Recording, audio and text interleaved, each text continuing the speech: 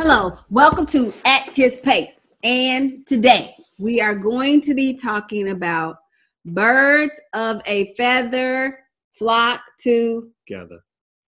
Accountability in marriage. Listen, your marriage needs friends, and it needs accountability, and it needs coaching, it needs mentoring.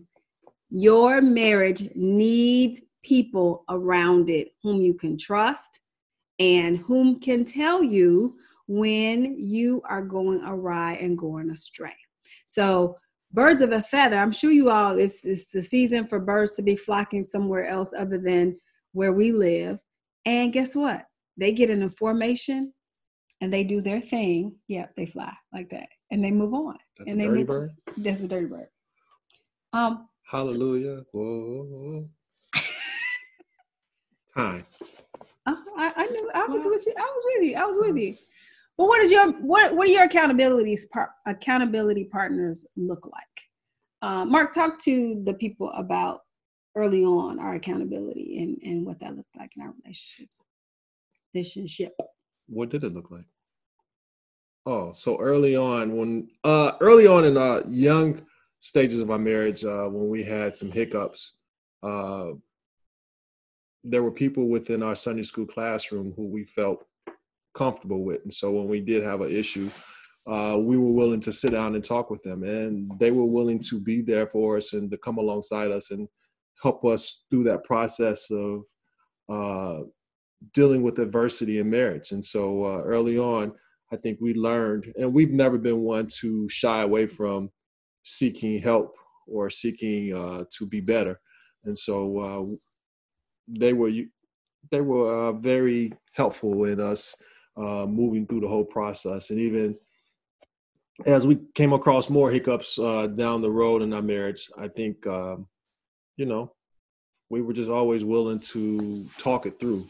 There was only one option in our marriage, and that was going forward. And so however that means, of taking a pit stop and making sure that you get the proper nutrients and everything that you need to continue your travels. That's what we did. And I think to roll it back even more, we started seeking accountability even before we got married. We went to premarital counseling 2 or 3 or 4 times, I think. 6 times. 6 times? Wasn't that much? Yeah, we went to like 6 different churches. So, we knew the importance of trying to do marriage right. My parents had been married for a long time, but they were divorced by the time I was a teenager. Mark's parents were were married for 50 plus years. And so we had some ideas of some marriage pictures, but we didn't want to just rest on those things. We knew that we had to have accountability for ourselves because I wasn't Rhonda and her parents. I was Rhonda, and Mark was not Mark and his parents. He was Mark. And so we needed to figure out how we could coexist with one another. So it started initially with premarital counseling. Early on in our relationship, we, like Mark said, sought out people to be accountable to. But I'm going to stray a little bit from that. It was almost a blessing and a curse because we were around couples who had been married for long periods of time. And I think because we hadn't been through anything, we just expected to be like them without doing the work that they had done. And so not that they weren't being transparent with us, but we just kind of coexisted and learned how to kind of put this mask on because we saw these couples thriving and surviving. And we just tried to mimic what they were doing without doing the work that they had done. So go ahead. And we didn't know what they were doing. And so, like we said, we just do what we see and we figure, okay, that's how they got here from A to B. And so let's mimic that. And so a lot of times when you mimic something, you're not necessarily sure the work that they're putting in behind the scenes or the things that they're doing necessary, or if you're willing to do the things that they're necessarily doing behind the scenes. And so marriage accountability is huge. And I think as well as individual, you have to have those people in your lives that are not yes people, those people who are going to tell you the truth, who know both of you, but at the end of the day, at the same time, are going to challenge you to be better.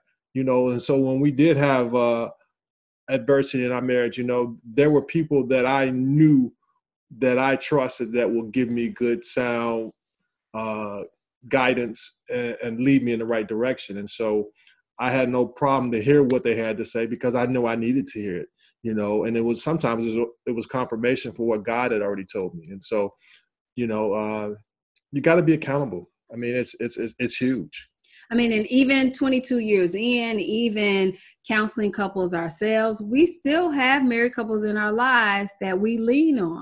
When we started doing At His Pace, we met with what we would consider marriage elders in our mind that have been married 30, 40, some 50 years. We needed to hear from them because they were married and had been doing ministry for a long time. And so we wanted to know, we still want to know, how do we do this? And then how do you do this by putting the weight of other people's relationships on your own marriage? How do you do it and how do you do it well? So we are not, even though we've been doing this for 22 years, we are not shy. If we need some help, we need some help.